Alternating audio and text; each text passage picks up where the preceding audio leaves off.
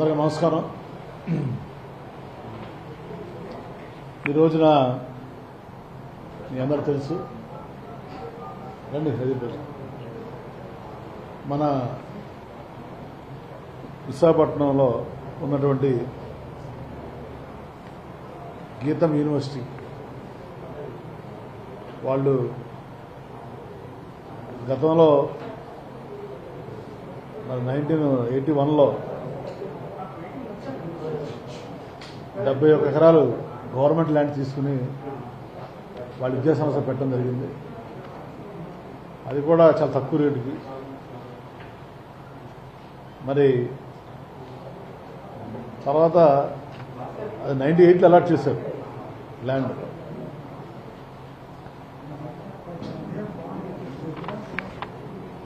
దాని తర్వాత కూడా వాళ్ళు చాలా ఆక్రమణ చేయటం, తర్వాత గవర్నమెంట్కి వెళ్ళి రిజర్వేషన్ చేసుకుంటాం ఒక పరిపాటి కింద మారింది. అయితే మరి ఈ ప్రభుత్వం వచ్చిన తర్వాత గౌరవనీయులు రాష్ట్ర ముఖ్యమంత్రి జగన్మోహన్ రెడ్డి గారు ఎవరైనా సరే భూ ఆక్రమణలో జరగకూడదు, భూ ఆక్రమణ చేసిన వారు ఎంత పెద్దవారైనా సరే ఉపేక్షించకుండా ఆక్రమణలు అడ్డుకోవాలి, ప్రభుత్వ భూములను రక్షించాలి అనే ఒక మంచి ఉద్దేశంతో మరి పార్టీలకి రాజకీయాలకు అతీతంగా ఈ విశాఖ జిల్లాలో గత 5 సంవత్సరాల్లో కూడా ఎన్నో ఎకరాలు మన ఆక్రమణకు గురవటం, దానివల్ల సామాన్య ప్రజానీకం, పేద ప్రజానీకం ఇబ్బందులకు గురవటం మనందరూ తెలుసు. అలాంటి ఇబ్బంది మళ్ళీ రాకూడదు, అలాంటి ఆక్రమణలో మళ్ళీ జరగకూడదు. సో రాబోయే రోజుల్లో ప్రభుత్వ భూమి అయినా ప్రైవేటు భూమి అయినా సరే ఆక్రమణదారులు ఎంత పెద్దవారైనా సరే వాళ్ళ మీద కఠిన చర్యలు ఉండాలి, దానిలో ఎలాంటి వివక్షత ఉండకూడదు అనే ఒక మంచి ఉద్దేశంతో ఈ కార్యక్రమం మొదలుపెట్టడం. మరి మీ అందరినీ చేసే విజ్ఞప్తి ఒకటే, మరి నేను ఎమ్మెల్యే అయిన తర్వాత కూడా ఈ 1.5 ఇయర్లో మధురవాడలో కానీ ఆనందపురంలో కానీ మరి గతంలో ఎవరైతే ఆక్రమణలు చేశారో ఆ ల్యాండ్స్ అన్ని కూడా మరి ఆక్రమణదారుల దగ్గర నుంచి వాళ్ళు తొలగించి ప్రభుత్వం స్వాధీనం చేసుకోవడం జరిగింది. అయితే ఎప్పుడు కూడా మీడియా కానీ మరి రాజకీయ నాయకులు కానీ పట్టించుకోవాలి. కానీ ఈ రోజున గీతం యూనివర్సిటీ ఆక్రమణల్ని తొలగిస్తే చాలా పెద్ద ఎత్తున గొగ్గోలు పెట్టడం, ముఖ్యంగా తెలుగుదేశం పార్టీ నాయకులు విశాఖపట్నంలో సునామీ వచ్చిన ఇదిగా వాళ్ళు ఏదో అన్యాయం జరిగిపోయింది పేదవాళ్ళకి అని చెప్తున్నారు. నేను ఒకటే ప్రశ్నిస్తున్నా ఈ తెలుగుదేశం పార్టీ నాయకుల్ని, మీకు నిజంగా గీతం యూనివర్సిటీ మీద పూర్తిగా చూస్తుంటే వాళ్ళు 5 సంవత్సరాల బ్యాకే ఈ ల్యాండ్ 40 ఎకరాల ల్యాండ్ రెగ్యులరేషన్ కోసం అప్లై చేసుకుంటే ఎందుకు రెగ్యులరైజ్ చేయలేదు? అప్పుడు ముఖ్యమంత్రి చంద్రబాబు నాయుడు గారు కానీ ఇప్పుడు మంత్రులుగా పనిచేస్తున్న వాళ్ళు. కాకపోతే ఏంటంటే ఈ రోజున ప్రభుత్వం మంచి పని చేస్తుంది, ప్రభుత్వానికి మంచి పేరు రాకూడదు, దీని ఏదో కక్షాధిపతిని చూపించి ప్రభుత్వం మీద బురజల కార్యక్రమం చేయదు. వాళ్ళ గీతం యూనివర్సిటీ మీద మంచి ఉద్దేశం లేదు, మూర్తి గారి మీద మంచి ఉద్దేశం లేదు. ఉంటుంటే 5 సంవత్సరాలు చేసేవాళ్ళు. ఎందుకు చేయాలి 5 సంవత్సరాలు? నిద్రపోయారా? అప్పుడు ఉన్నారు కదా మంత్రులు, జిల్లాలో 2 మంత్రులు ఉన్నారు, ముఖ్యమంత్రి ఉన్నాడు. ఎందుకు చేయాలి 5 సంవత్సరాలు? అయిపోయింది. పోనీ గీతం యూనివర్సిటీ ఏమన్నా పేదలు కానీ చదువు చెప్తుందా? ఎంత తీసుకున్నారు? సీటు 2 లక్షలు తీసుకుంటున్నారు. గీతం యూనివర్సిటీ ఏమన్నా రూల్ ఆఫ్ రిజర్వేషన్ ఫాలో అవుతుందా?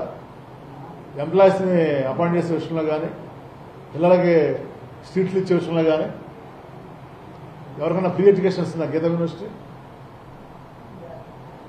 గీతం యూనివర్సిటీ ఎవరికైనా ఫ్రీ ఎడ్యుకేషన్ ఇస్తుందా? బీసీ, ఎస్సీ, ఎస్టీ పిల్లలకి ఎవరికన్నా రూల్ ఆఫ్ రిజర్వేషన్ ఫాలో అవుతున్నారా? బలహీన వర్గాలకు కానీ అన్యాయం జరిగిందా? పేదవాడికి కానీ అన్యాయం జరిగిందా? అలాగే కొంచెం సిగ్గుండాలి మాడ నాయకులు. ఇవాళ ఎకరం ఎంత ఉందా? అక్కడ 20 కోట్ల ఎకరం ఉంది. అక్కడ 40 ఎకరాలంటే 24 కోట్లు ఆస్తి. ఎవడన్నా పేదవాడు ఒక 20 గజాల్లో బడ్డీ కొట్టు పెట్టుకుని తీసేస్తున్నారు ఈ జీవీఎంసీ వాళ్ళు వీళ్ళంతా అధికారం. అంటే గొప్పడు 200 కోట్ల రూపాయలు కబ్జా చేస్తే చూసి కూర్చోవాలా? అదేనంటే కక్ష సాధింపంట, విధ్వంసం అంట. ఈ చంద్రబాబు నాయుడు గారు లోకేష్ హైదరాబాద్లో కూర్చొని మాట్లాడుతున్నారు. ఏం చేయాలి చంద్రబాబు నాయుడు 5 సంవత్సరాలు? ఎందుకు రెగ్యులరైజ్ చేయలేండి? మరి ముఖ్యమంత్రిగా ఉన్నప్పుడు చేసుకోవచ్చు కదా, నీ బంధువులే కదా వాడు. చంద్రబాబు నాయుడుకి కానీ లోకేష్కి కానీ గీతా యూనివర్సిటీ మీద కానీ మూర్తి గారి మీద కానీ భరత్ మీద కానీ ఏమాత్రం ప్రేమ లేదు. భరత్ కూడా గెలవకూడదని కోరుకున్నారు, తెలిస్తే లోకేష్ అక్కడ పోటీ వస్తుంది. కాకపోతే ఇవాళ రాజకీయం కాబట్టి రాజకీయం కోసం ఇవాళ ఏదో లేనిపోయిన వల్లబాలినటువంటి ప్రేమని వలకపోస్తున్నారు గీతం మీద వీళ్ళ మీద. మేము చేయలేదు. మేము చెప్పేది ఒకటే, రాష్ట్ర ప్రభుత్వానికి కానీ ముఖ్యమంత్రి గారికి కానీ మాకు కానీ ఎవరి మీద ఎలాంటి వ్యక్తిగతమైనటువంటి విద్వేషాలు లేవు, కక్షాదింపు లేదు. అది పూర్తిగా అవాస్తవం, పూర్తిగా అవాస్తవం. కాకపోతే ఒక ప్రభుత్వానికి, ఒక పార్టీకి, ఒక నాయకుడికి కొన్ని విధానాలు ఉంటాయి. మా నాయకుడి విధానం ఏంటంటే ప్రభుత్వ రంగ సంస్థలను బలోపేతం చేయటం. చంద్రబాబు నాయుడు విధానం ఏంటంటే ప్రైవేటు సంస్థలను బలోపేతం చేయటం. మా నాయకుడి విధానం ఏంటంటే అన్ని ప్రాంతాలు అభివృద్ధి చేయటం. చంద్రబాబు నాయుడు విధానం ఏంటంటే ఒక అమరావతిని అభివృద్ధి చేయటం. అలాగే మా నాయకుడి విధానం ఏంటంటే, మా ప్రభుత్వ విధానం అన్ని వర్గాల ప్రజలు సంతోషంగా ఉండాలి, అన్ని ప్రాంతాలు అభివృద్ధి చేయాలని మా విధానం. కానీ చంద్రబాబు విధానం ఏంటంటే కొన్ని వర్గాలకే మేలు చేయాలి, కొంతమందికి ప్రయోజనం చేకూర్చాలని చంద్రబాబు విధానం. అయితే ఇప్పుడు సందర్భం కాకపోయినా ఈ గీత యూనివర్సిటీ విషయంలో కొంతమంది అప్పుడు తెలుగుదేశం పార్టీ నాయకులు, పేర్లు ఇవ్వడం బాగోలేదు, వాళ్ళు లేరు, వాళ్ళు కూడా ఎన్నోసార్లు ప్రత్యక్ష పోరాటాలు, ప్రైవేటు పోరాటాలు కూడా చేశారు. గీతం యూనివర్సిటీ ఇలాగా స్థలాలు ఆక్రమించుకుంటుంది, గవర్నమెంట్ స్థలాలు. కాబట్టి ఇక్కడ మనం అర్థం చేసుకోవాల్సింది, ఇక్కడ ఏ పేదవాడికి అన్యాయం జరగలేదు. ఓన్లీ ప్రభుత్వ స్థలం, చాలా విలువైనటువంటి స్థలం, ఎకరా 20 కోట్ల విలువైనటువంటి స్థలాన్ని 40 ఎకరాల స్థలం వారి ఆధీనంలో ఉంది. 20 ఎకరాలేమో ఖాళీగా ఉంది, 20 ఎకరాలు బిల్డింగ్ కట్టారు. ఎలాంటి నయా పైసా కూడా చెల్లించకుండా వాళ్ళు ఆ భూమిని ఎంజాయ్ చేయడం అందరూ కరెక్ట్. మీరు చెప్పండి, మన ఏదైనా చారిటీ సంస్థ వాళ్ళు ఈ రోజున సీటు మీకు తెలుసు, ఈవెన్ మీరు వెళ్ళినా తెలుగుదేశం పార్టీ వెళ్ళినా కూడా ₹1 కూడా తగ్గించుకోకుండా సీటుకి 4 లక్షలు 5 లక్షలు తీసుకుంటారు. అవునా కాదు? తర్వాత డీమ్డ్ యూనివర్సిటీ పేరు చెప్పి వాళ్ళకి సీలింగ్ లేదు, ఏం లేదు, ఎంత పడితే అంత తీసుకోవచ్చు. ఇప్పుడు సోకాళ్ళు ఇవాళ తెలుగుదేశం పార్టీ నాయకులు ధర్నా చేశారు కదా, వీళ్ళు వెళ్ళి సీట్ అడగ ఇప్పించమని నా కార్యకర్తలకి ఫ్రీగా. నేను ఒకటి అడుగుతున్నా, తెలుగుదేశం పార్టీ నాయకులు మాట్లాడుతున్నారు కదా, తెలుగుదేశం పార్టీ నాయకులకి ఈ యూనివర్సిటీ పెట్టిన తర్వాత ఎంతమంది ఫ్రీగా సీట్లు ఇచ్చారు వాళ్ళ పార్టీ వాళ్ళకి? అంటే ఏమి లేదు, వాళ్ళు పని చేయరు. ఏమైనా మంచి పనులు చేస్తుంటే జగన్మోహన్ రెడ్డి గారు దానికి కులం రంగు పూలుస్తారు, మతం రంగు పూలుస్తారు, లేదా పార్టీ రంగు పూలుస్తారు, పులిమి దాని ఏదో చేసేస్తుంది. సో కాబట్టి ప్రజలు అర్థం చేసుకోవాలి. పక్కనే ఉంది గీత యూనివర్సిటీ పక్కనే రిషికొండ విలేజ్ ఉంది, ఎన్నాడ విలేజ్ ఉంది. ఎన్నాడ పంచాయతీలో పోని రిషికొండ పంచాయతీ అడగన్నా ఫ్రీగా సీట్లు ఇచ్చారు. చెప్పండి, ఇప్పుడు ఫీజు తగ్గించారా? ఫ్రీగా అవసరం, ఫీ కన్సెషన్ ఇస్తారా? రూపాయలు తగ్గించరు. వాళ్ళకి ప్రభుత్వ భూమి 100 కోట్ల రూపాయల ప్రభుత్వ భూమిని దారాదత్తం చేయడం కరెక్టా? ఆ రోజు చంద్రబాబు నాయుడికి ధైర్యం లేక, దమ్ము లేక దాన్ని రెగ్యులరైజ్ చేయలేకపోయాడు, కనీసం ఆక్రమణలే తొలగించలేకపోయాడు. ఈ రోజున జగన్మోహన్ గారు మంచి ఉద్దేశంతో అది ప్రభుత్వ భూమి, పేదలకు ఉపయోగపడే భూమి, చాలా విలువైన భూమి, ప్రభుత్వ అవసరాలకు కావాలి, పేద ప్రజల అవసరాలకు కావాలి. తప్పు ఎంత పెద్దవారు చేసినా, ప్రభుత్వ భూమిని ఎంత పెద్దవారు ఆక్రమణ చేసినా పేదవాడికి న్యాయం, గొప్పవాడికి న్యాయం ఉండకూడదు అని ఈ రోజున మంచి కార్యక్రమం చేస్తే దానికి దెయ్యాలు వేదాలు వల్లించినట్టు వీళ్ళు గీత యూనివర్సిటీ ముసల్కన్లు కాల్చడం అంటే ఈ భూ ఆక్రమణలో భూదోపిడీలు సమాజంలో కొంతమందికి కొన్ని వర్గాలకి మేలు చేయటం చేసే కాబట్టి చంద్రబాబు నాయుడు గారు మిమ్మల్ని 23 సీట్లకు పరిమితం చేశారు. అయినా కూడా ఆయన ఆలోచనలో మార్పు రాలేదు. ఆయన ఆలోచన విధానంలో మార్పు రాలేదు. ఆయన పార్టీ విధానంలో మార్పు రాలేదు. ఏ మంచి కార్యక్రమం ప్రభుత్వం చేపట్టినా కూడా దాని మీద బురజల్లటం ఇది అంత మాత్రం కూడా మంచి పద్ధతి కాదు.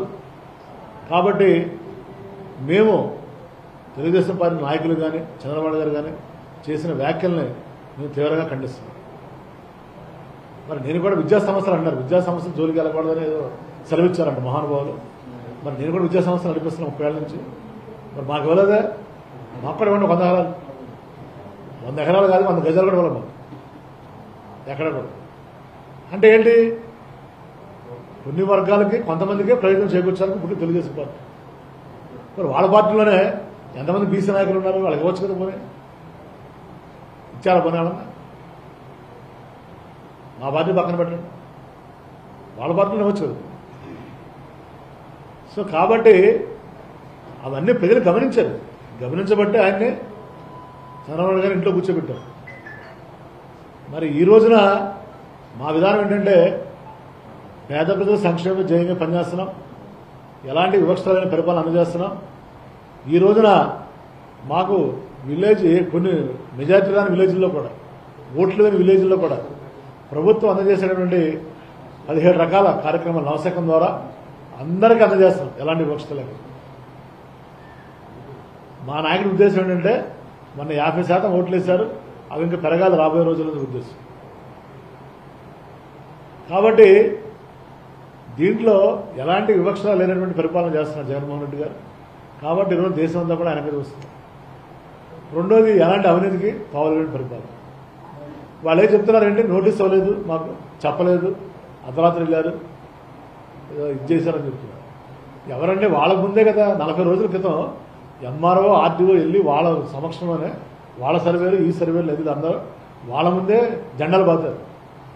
వాళ్ళ హద్దులేంటి, ప్రభుత్వ భూమి హద్దులేంటి, అది వాస్తవంగా చెప్పానండి.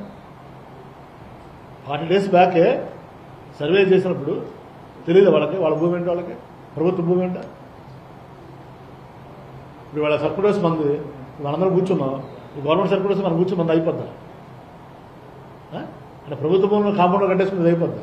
ఒక అప్లికేషన్ పెట్టేసి నేను కూడా అప్లికేషన్ పెడతాను, సర్కులర్స్ నాకు ఇచ్చేయండి సార్ ప్రభుత్వాన్ని. సో కాబట్టి ఇవన్నీ కూడా ఏంటంటే ప్రజలు అర్థం చేసుకున్నారు. సరే మీ చేతిలో 4-5 మీడియా ఛానల్స్ ఉండొచ్చు, మీరు ఎన్ని ఇది చేయొచ్చు, కానీ నిజం డెప్పు లాంటిది.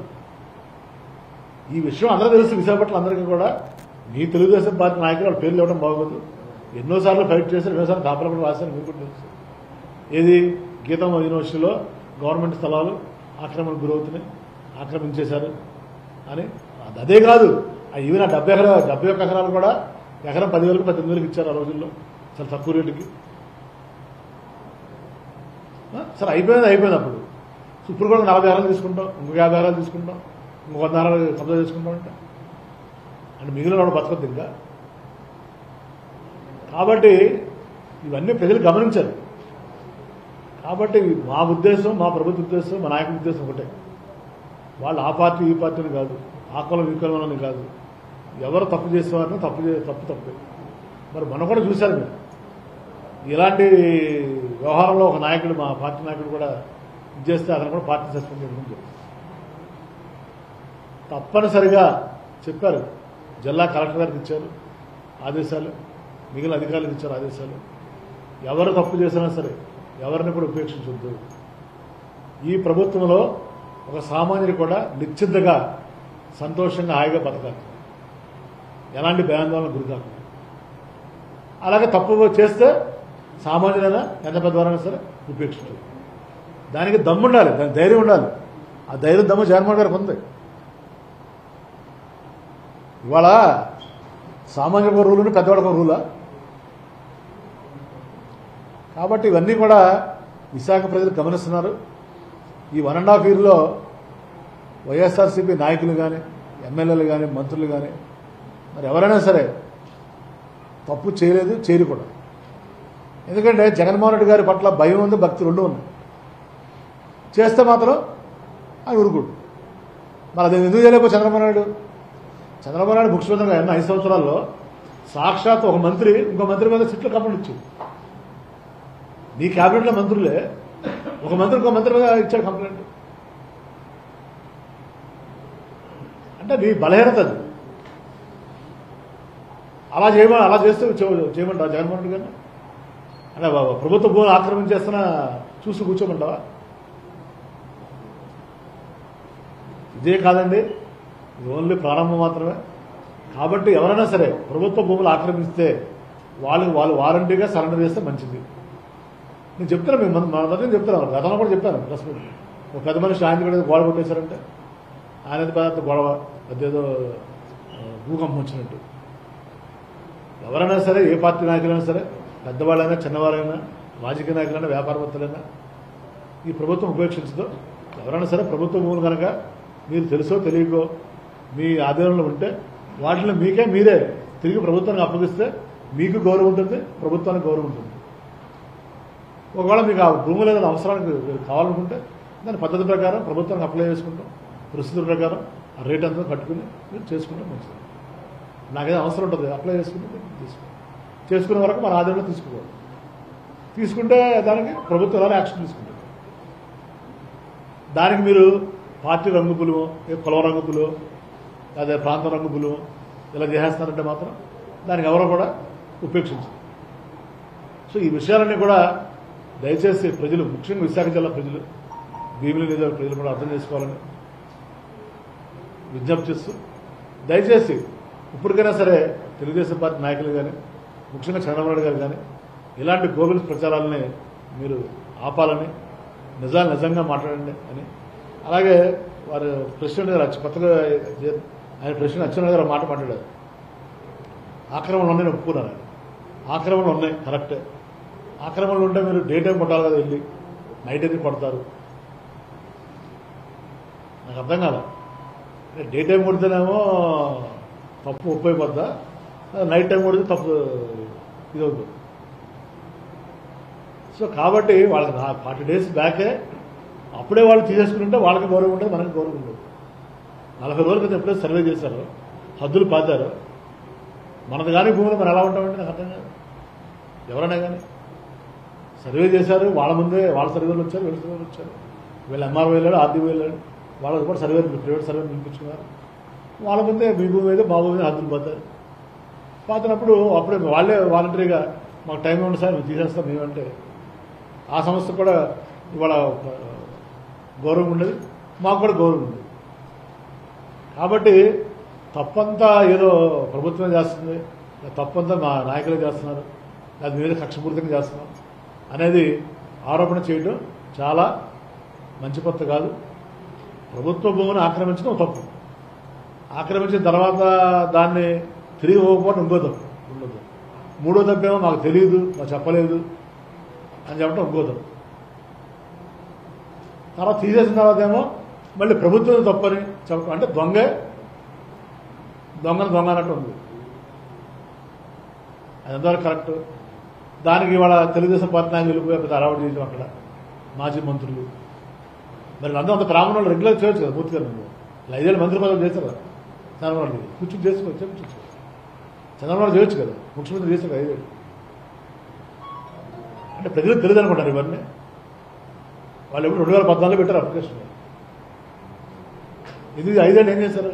తెలుగుదేశం పార్టీ నాయకులు చంద్రబాబు నాయుడు గారు కానీ, వాళ్ళ బంధువులు లోకేష్ కానీ, ఇక్కడ పనిచేసిన మంత్రులు కానీ. సో తప్పు వాళ్ళు చేసి మేమే తప్పు చేస్తారని మాట్లాడుతున్నారు. కాబట్టి ఇవన్నీ కూడా సామాన్య ప్రజలకి తెలియాలనే మీ ద్వారా ఈరోజు ముందుకు రావడం జరిగింది. అంతేగాని వాళ్ళ మీద వ్యక్తిగతంగా కానీ మాకు ఎలాంటి ద్వేషం కానీ కోపం కానీ లేదు. ముఖ్యంగా మూర్తి గారు అంటే మా అందరికీ గౌరవం ఉంది. ఈ రోజున తప్పు చేసి చంద్రబాబు నాయుడు తప్పు చేసింది ఆ పార్టీ అధికారంలో ఉన్నప్పుడు ఏం చేయలేదు. దాన్ని కూడా మా మీద నెప్టాలని చూడటం అనేది చాలా దురదృష్టం.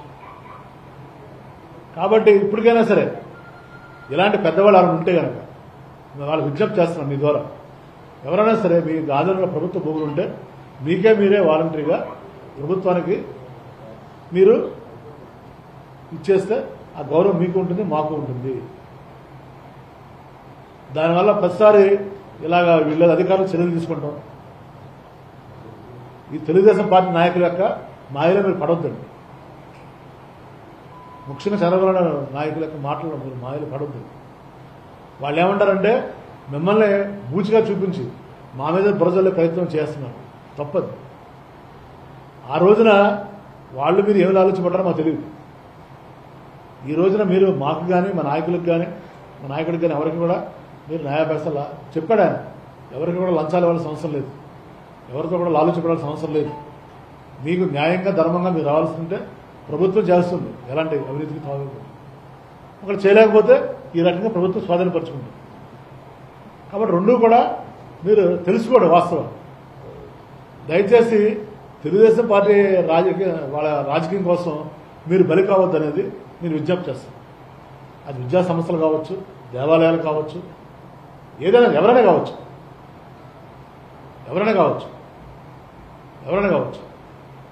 అని తెలియజేసుకుంటూ, అలాగే ఎలక్షన్స్ గురించి కూడా మీరు చెప్పాలి. లోకల్ బాడీ ఎలక్షన్స్ గురించి కూడా మరి నిన్న మొన్న మనం 3 రోజులు టీవీలో చూస్తున్నాం.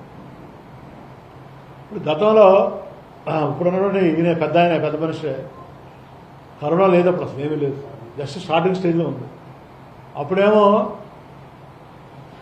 ఎట్టి పరిస్థితులు ఎలక్షన్స్ పెట్టకూడదు, లోకల్ బాడీ ఎలక్షన్స్ పోస్ట్పోన్ చేయాలని చెప్పారు. ఎలక్షన్స్ పెడితే చాలా మంది చచ్చిపోతారు, లక్షల మంది కోట్ల మంది, చాలా ప్రాణ నష్టం జరుగుతుంది, ఆస్తి నష్టం జరుగుతుంది. ఈ రోజున కొన్ని లక్షల్లో కేసులు ఉన్నాయి, చాలామంది చనిపోతున్నారు, ప్రతి ఒక్కరు కూడా కరోనా గురించి భయపడుతున్నారు. మనం చూస్తున్నాం దేశంలో కూడా 80 లక్షల పైగా అయిపోయిన కేసులు. వాటిల్ని బీహార్ లాంటి రాష్ట్రాలతోటి పోల్చడం, స్థానిక సంస్థలు వేరు, ఆ ఎలక్షన్స్ వేరు. ఆ ఎలక్షన్స్ మ్యాండేటరీ పోల్చి ఇవాళ ఆయన ఏదో పదవికాలం అయిపోతుంది కాబట్టి ఆ పదవికాలం లోపు ఏదో ఎలక్షన్స్ పెట్టేసి ఆ చంద్రబాబు నాయుడు గారి యొక్క మెప్పు పొందాలి అనే విధంగా ప్రవర్తించడం చాలా సిగ్గుచేటు. దాన్ని తీవ్రంగా ఖండిస్తున్నాం. ఈ రోజున రాష్ట్ర ప్రభుత్వానికి ప్రజల యొక్క ప్రాణాలే మాకు ముఖ్యం. తప్పనిసరిగా మీ యొక్క వ్యక్తిగత ప్రయోజనాల కోసం ప్రజల ప్రాణాలని పణంగా పెట్టొద్దని మేము విజ్ఞప్తి చేస్తాం. మీకు ఏది ఎజెండా ఉండో చెడున ఎజెండాలు అవన్నీ అమలు చేయడం కోసం ఈ రోజున ఈ కరోనా పాండమిక్ సిచ్యువేషన్లో మీరు చూస్తున్నారు, గౌరవ ముఖ్యమంత్రి గారు శ్రీ వైఎస్ జగన్మోహన్ రెడ్డి గారు ఈ కరోనా టైంలో కూడా సుమారుగా 10-15 రకాల స్కీమ్స్ని లాంచ్ చేశారు. ప్రజలకు మేలు చేసే స్కీమ్స్ అవన్నీ కూడా ఎక్కడ పబ్లిక్ మీటింగ్ పెట్టకుండా మరి వీడియో కాన్ఫరెన్స్ ద్వారానే లాంచ్ చేయడం జరిగింది. అది యాక్చువల్గా మా ప్రభుత్వానికి కానీ మాకు కానీ ఎంతో మంచి పేరు తెచ్చేటువంటి ఆ పథకాలు. అయినా కూడా ప్రజల యొక్క ప్రాణాలని మీరు దృష్టిలో పెట్టుకుని, వాళ్ళ భద్రత దృష్టిలో పెట్టుకుని, రాజకీయ ప్రయోజనాలు ఆశించకుండా ప్రజా ప్రయోజనాలు ఆశించి ఆ 15 రకాల స్కీమ్స్ కూడా ఓన్లీ 13 జిల్లా కలెక్టర్ ఆఫీసుల్లో ఆ లబ్ధిదారులు 15 మంది 20 మందిని పిలిచి కోవిడ్ రూల్స్కి మరి అనుగుణంగా ఆ స్కీమ్స్ని మేము లాంచ్ చేయడం జరిగింది. తప్పనిచ్చి ఏదో రాజకీయ ప్రయోజనాలు ఆశించో ఏదో పబ్లిసిటీ కోసం మేము పబ్లిక్ మీటింగ్లు పెట్టి చేసుకోవచ్చు, చేయలేదు. అవే చేయనప్పుడు ఇప్పుడు ఈ లోకల్ బాడీ ఎలక్షన్స్ పెట్టడం అనేది ఎంతవరకు కరెక్ట్ అనేది మనం ఆలోచించాలి. కాబట్టి తప్పనిసరిగా ఈ రాష్ట్రంలో ఈ వైఎస్ఆర్సీ ప్రభుత్వం కానీ రాష్ట్ర ముఖ్యమంత్రి వైఎస్ జగన్మోహన్ రెడ్డి గారు కానీ ఎప్పుడు కూడా ఈ ప్రజా ప్రయోజనాలు ఆశించే పనిచేయడం జరుగుతుంది. తప్ప నుంచి ఏదో వేరే రకమైన ప్రయోజనాలు ఆశించి పనిచేయడం జరగదు. ఎలాంటి మరి విద్వేషాలతో కూడా పనిచేయడం కూడా జరగదు. ఈ ప్రభుత్వానికి అందరూ కావాలి, అన్ని వర్గాలు కావాలి, అన్ని ప్రాంతాలు బాగుండాలి, అన్ని ప్రాంతాలు అభివృద్ధి చెందాలి, అన్ని వర్గాలు సంతోషంగా ఉండాలని కోరుకుంటాం. తప్ప నుంచి ఏ ఒక్కరి వ్యక్తిగత ప్రయోజనాల కోసం పనిచేయడం తెలియజేసుకుంటూ సెలవు తీసుకుంటాం. మండార సత్యనారాయణ మాట్లాడుతూ 4 ఎమ్మెల్యేలు కబ్జా చేశారు, నేను రుజువు చూపిస్తాను, వస్తారా, చాలా మంది ఛాలెంజ్ చేశారు. ఆయన దాకా మీ పార్టీ 4 ఎమ్మెల్యేలు కబ్జా చెప్పారు, ఆ పేర్లు చెప్పమని అడిగాం మేము. చెప్పండి, ఆయన సిద్ధంగా ఉన్నారని అడిగాం మీకు. రెండోది ఏంటంటే అయ్యన్న పాత్ర గారు ప్రతి శనివారం వీళ్ళకి ఇదే పని. ఒక శనివారం ఏమో సభ, మరి ఒక శనివారం ఏమో ఆంధ్రప్రదేశ్, ఈ శనివారం ఇది. ఆంధ్రప్రదేశ్ పక్కనే ఏయూ ఇంజనీరింగ్ గ్రౌండ్ పక్కన కట్టారు కదా సార్. నెక్స్ట్ పల్లా శ్రీనివాస్ గారు మాట్లాడుతూ కేవలం స్థానిక మంత్రి గారి విద్యా సంస్థల అభివృద్ధికే దీని కీర్తి ప్రతిష్టలు నాశనం చేస్తున్నారు. ఇలాంటి 3 కామెంట్లు చేశారు. నేనంతా నా విద్యా సంస్థ అంటే విశాఖపట్నంలో 50 కాలేజీలు మిగిలింది కదా, నాకేం డీమ్డ్ యూనివర్సిటీ లేదు, నాకేం అది పల్లాసినంత అజ్ఞానం ఎవరు లేడన్నమాట దాన్ని బట్టి. తర్వాత బండా సత్యనారాయణమూర్తి గారికి చూపించుకోనంటే ఎమ్మెల్యేలు ఎవరున్నారు, ఆయన ఎప్పుడైనా చూపించవచ్చు. ఎవరో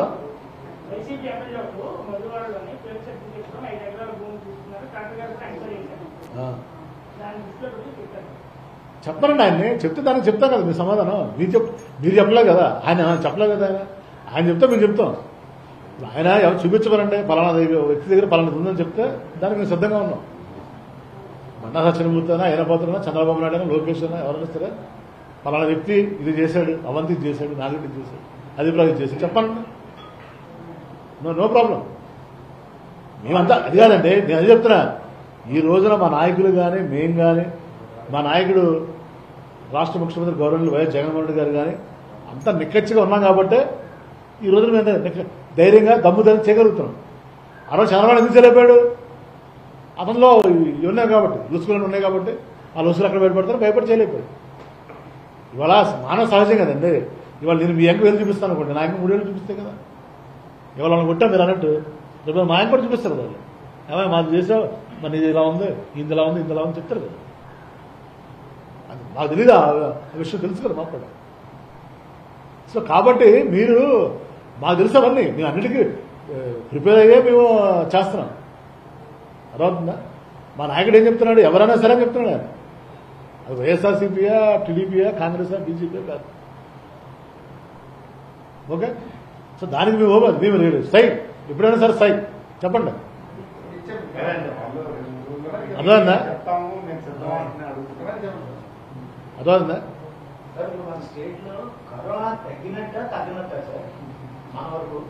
కరెక్ట్, మంచి క్వశ్చన్. నా విజ్ఞప్తి సోదరుల ద్వారా మంచి క్వశ్చన్ అడిగాడు. మనందరం కూడా కరోనా తగ్గింది అనుకుంటున్నాం. మనం చాలామంది చూసాం, అంటే మీకు జస్ట్ తెలియదని చెప్తున్న పేర్లు. కొంతమంది ఎమ్మెల్యేలకు కానీ, మంత్రులకు కానీ, ఎంపీలకు కూడా, ఇవి నాకు కూడా మా డాక్టర్ గారు చెప్పడం అంటే తగ్గింది కదా అని మీరు రెచ్చిపోయి విజృంభించి విచ్చలవిడిగా తిరగొద్దు. తగ్గిన తర్వాత కూడా మనం వచ్చే అవకాశం ఉంది 10%. కాబట్టి జాగ్రత్తగా ఉండండి అని ఆయన చెప్తున్నారు. రెండోది అది చూసాం, ఉదంతాలు కూడా ఉన్నాయి, పేర్లు చెప్తే ఇక్కడ బాగోదు, కొంతమంది దాని ఎఫెక్ట్ అవ్వడం కూడా జరిగింది. అలా ప్రజలకు కూడా మా విజ్ఞప్తి ఏంటంటే దయచేసి ఎక్కడ కూడా పొరపాటున తగ్గింది అనుకోబాకండి, తగ్గినా కూడా మళ్ళీ వచ్చే అవకాశం ఉంది. కాబట్టి దీనికి వ్యాక్సిన్ వచ్చే వరకే మనందరం కూడా, మీడియా మిత్రులైనా, రాజకీయ నాయకులైనా, ప్రజలైనా మనందరం కూడా జాగ్రత్తగా ఉండాలి. ఆ వ్యాక్సిన్ వచ్చినప్పుడే ఈ తగ్గిందని చెప్పుకోవాలి, కానీ వ్యాక్సిన్ రాకుండా మనం తగ్గిందని భ్రమలో ఉంటే మాత్రం దానివల్ల అందరం కూడా దెబ్బతినే ప్రమాదం. అట్లనప్పుడు సార్ 2వ తారీఖు నవంబర్ 2 నుంచి స్కూల్స్ ఓపెన్ అయ్యి ఆల్రెడీ 15వ తారీఖు నుంచి అక్టోబర్ 15 నుంచి థియేటర్స్ ఓపెన్ చేసుకోవడానికి పబ్లిక్ సార్ లాస్ట్ టైం ఇది ఎప్పటి నుంచి నడుస్తుంది, ముందు ఆగస్టులో ఓపెన్ చేద్దామని ఉన్నాం, పోస్ట్పోన్ చేస్తారు సెప్టెంబర్కి. ఏమండి సెప్టెంబర్లో మళ్ళీ పోస్ట్పోన్ చేస్తారు అక్టోబర్కి, అక్టోబర్ నవంబర్ అనుకుంటున్నాం. ఈ లోపు వ్యాక్సిన్ వచ్చింది అనుకోండి, తగ్గింది అనుకోండి, ఈ లోపు తగ్గింది అనుకోండి, తగ్గితే ఇప్పుడు మనం ఆ పర్మిషన్స్ ఇవ్వడం ఇవ్వడం అనేది రాష్ట్ర ప్రభుత్వ పరిధిలో లేదు, కేంద్ర ప్రభుత్వ పరిధిలో ఉంది. కేంద్ర ప్రభుత్వం ఎప్పటికప్పుడు కోవిడ్ నిబంధనలు ఇస్తున్నారు, అన్లాక్ రూల్స్ అన్ని అవన్నీ కూడా మనం ఫాలో అవుతుంది. అవన్నీ కూడా తప్పనిసరిగా నిపుణులతోటి, వైద్య అధికారులతోటి ఎప్పటికప్పుడు సంప్రదించడం జరుగుతుంది. ఆ పరిస్థితులకు అనుగుణంగా మనం యాక్షన్ తీసుకుంటూ ఓకే. ప్రకారం ఆటో వాళ్ళకి కేంద్ర ప్రభుత్వం 2017లో ఏదైతే దాన్ని అమలు చేస్తే కదా, ఇప్పుడు దాని మీద నిన్న తీవ్ర నిరసన వ్యక్తం చేశారు ఆటో డ్రైవర్ అందరూ. ఏంటది? వాళ్ళకి ఏదైతే అదనపు రుసుములు, అదనపు ఫైన్లు, భారీ జరిమానాలు, అంటే ఏదైతే 10,000 రూపాయలు ఒక ఎడం చేతి ఇచ్చారు, కుడి చేతి 40,000 రూపాయలు వృద్ధి చేస్తున్నారు. ఇదే చాలా ఇబ్బందులు పడుతున్నాం మేము ఆటో వాహనదారులు. ఎక్కడ మన జిల్లాలోనే మన రాష్ట్రం గతంలో 2015లో ఉద్యమం చేస్తే 2019లో ఇష్యూ చేశారు. కేంద్ర ప్రభుత్వం ఆమోదం చేస్తే బీజేపీ పాలిత ప్రాంతాల్లో కూడా ఎగెన్స్ట్ వచ్చింది. మీ జగన్మోహన్ రెడ్డి గారు మమ్మల్ని అందుకని వీళ్ళు చాలా దారుణంగా నిన్న నిరసన వ్యక్తం చేశారు సార్. మరి మీరు చెప్పారు కాబట్టి మేము తప్పనిసరిగా అధిష్టానం దృష్టి తీసుకెళ్తాం. ఈ ప్రభుత్వం ఎప్పుడు కూడా పేదవాళ్ళ మీద అసలు అది కరెక్ట్ కాదు. మీరు చెప్పింది ఈ చేతి ఇస్తున్నారు, ఈ చేతి తీసుకున్నారు అనేది. వాళ్ళు అన్నమాట చెప్పారు. ఆ రోజున పాదయాత్రలో జగన్మోహన్ రెడ్డి గారు ఈ ఆటో వాళ్ళ కష్టాలు చూసి వాళ్ళకి ఇవ్వాలని మరి ఇప్పుడు 2 సార్లు ఇవ్వడం జరిగింది. 2 years అవ్వకముందే 10,000 రూపాయలు చొప్పున మా ఎలక్షన్ మేనిఫెస్టోలో వచ్చిన హామీ ప్రకారం 10,000 ఇవ్వడం జరిగింది. ఈ ఫైనల్ విషయాన్ని అడ్డుగోలు కాస్తే మాత్రం తప్పనిసరిగా వాళ్ళ దృష్టికి తీసుకెళ్ళి వాళ్ళకి న్యాయం జరుగుతుంది. Subscribe to our channel by clicking the subscribe button. Click the bell button and enjoy the latest uploads from our channel.